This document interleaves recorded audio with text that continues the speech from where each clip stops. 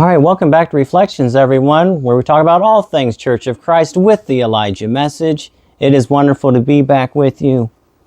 So, when the prophet Nephi was making his record, he's a bit older, and he's looking back on his life.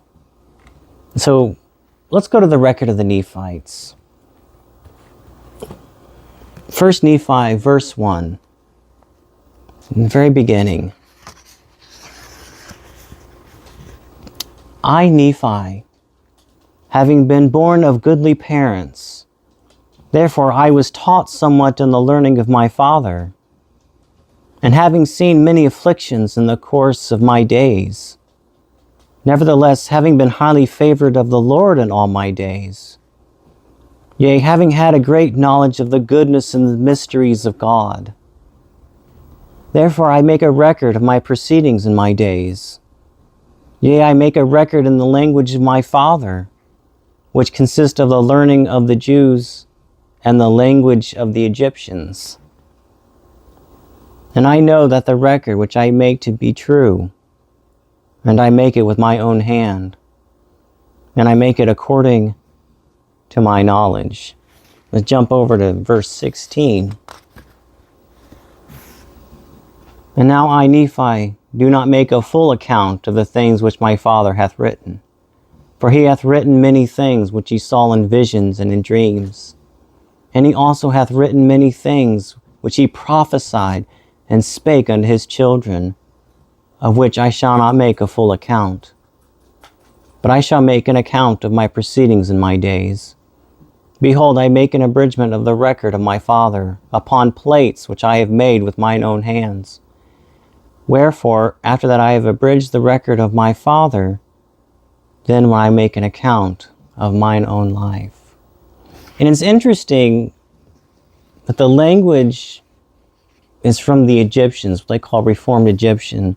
And Moroni mentions that many years later. Let's go to the Book of Mormon, chapter 9. And this is the son of Mormon, Moroni, speaking.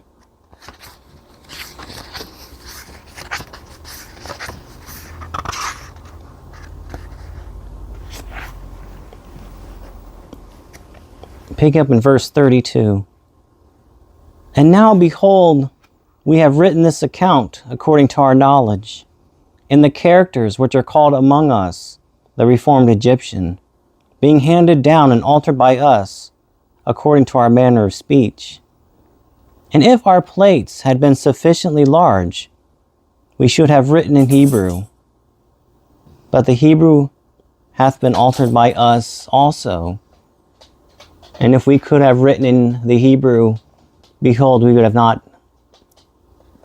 none imperfection in our record. It's an interesting kind of idea. So they write in this Reformed Egyptian upon the plates because it takes up less room. So that's just an interesting side note. So Nephi is older, and he's recounting his life. And in between the death of his father Lehi and the separation of his family, because of the conflict between him and his brother Laman, he inserts this beautiful song to God. And it's called the Song of Nephi, or the Psalm of Nephi, or Nephi's Psalm. It's found in 2 Nephi, chapter 4. And I'm going to be picking up in verse 20.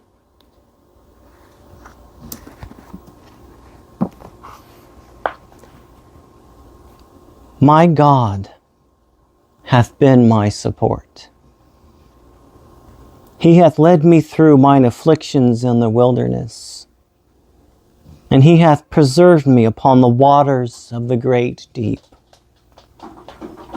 He had filled me with his love, even unto the consuming of my flesh. having been loved of God so much that you can feel it through your whole body. He hath confounded mine enemies unto the causing of them to quake before me. God is the conqueror of enemies. And you think about what your enemies are. Is it your selfish desires? Is it your lust? Is it your pride, your envy, your hatred? The enemy of indifference? Is your enemy the quest and search for power? But it is God that conquers these things through that Holy Spirit that dwells within you. Behold, he hath heard my cry by day, and he hath given me knowledge by visions in the night time. And by day I have waxed bold in mighty prayer before him. Yea, my voice have I sent up on high, and angels came down and ministered unto me. And we are surrounded by angels all the time. We have entertained angels unaware. And we have an angel, the resurrected John the Baptist, that speaks to our church, to the Church of Christ with the Elijah message. And we take the message that he sends and we collect them and put them in a book, the word of the Lord brought to mankind by an angel. And we keep the records that God has given us from heaven to work in our lives and to take that work to you. And upon the wings of his Spirit hath my body been carried away upon exceedingly high mountains. And that's where we go to meet God. Moses up Mount Sinai, the Mount of Transfiguration. Even today, these beautiful monasteries, these beautiful churches that are built on top of mountains is breathtaking. Situated there to be closer to God. And mine eyes hath beheld great things, yea, even too great for man. Therefore I was bidden that I should not write them. And sometimes in the Spirit there are no words. It's just emotion. It's feelings, it's passions. And there are no words for these. Oh, then, if I have seen so great things, if the Lord in his condescension, which is a word that means the incarnation, the God becoming flesh, unto the children of men hath visited me in so much mercy, why should my heart weep and my soul linger in the valley of sorrow? And my flesh waste away, and my strength slacken because of mine afflictions. And we all have afflictions. But the mercy and the grace of God is greater than these. And why should I yield to sin? Because of my flesh? Yea, why should I give way to temptations that the evil one hath placed in my heart to destroy my peace and afflict my soul? Why am I angry because of my enemy? My enemy, the powers of darkness, sin, death, and Satan that reigns. The powers that Jesus defeats on the cross. And we are called to pick up our cross and follow. Awake, my soul. No longer droop in sin. Rejoice, O my heart, and give place no more for the enemy of my soul. Do not anger again because of mine enemies. Do not slacken my strength because of mine afflictions. Rejoice, O my heart, and cry unto the Lord, and say, O Lord, I will praise thee forever.